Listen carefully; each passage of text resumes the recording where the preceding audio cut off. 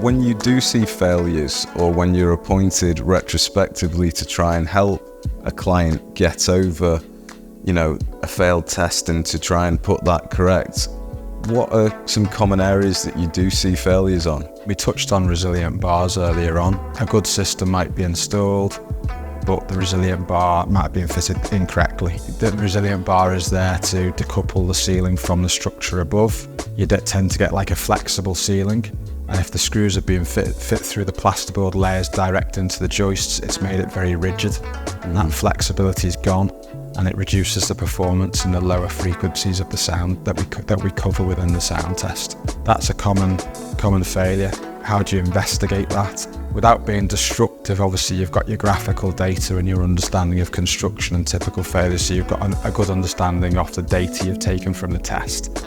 But also, just quite simply by putting your hands on the ceiling and push it, you can see if it's flexible or rigid.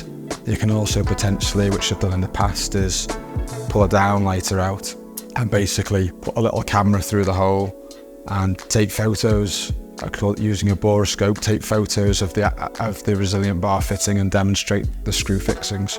So there are ways you can investigate to find what the issue is. Yeah, and it can really be as simple as that, is using the wrong depth screws. Yeah. The client can say, but we built it to the spec, we've got the resilient bars in there, but there's very little margin for error in a standard resilient bar. They have to be installed exactly right or they're completely compromised. Absolutely. It's all about control of the installation. The right screw sizes might be getting used, but you can't do anything about the guy who's just run out and he happens to have another bag of screws just happens to be in his toolbox next to him, and next minute he's using them. I think it's important to understand, if any of us were putting a ceiling up, we're putting a ceiling up primarily for it to stay up. One of the problems with the resilient bars is the flexibility of them on installation, as in as you're fixing them up, the bar is bending, and that promotes this problem.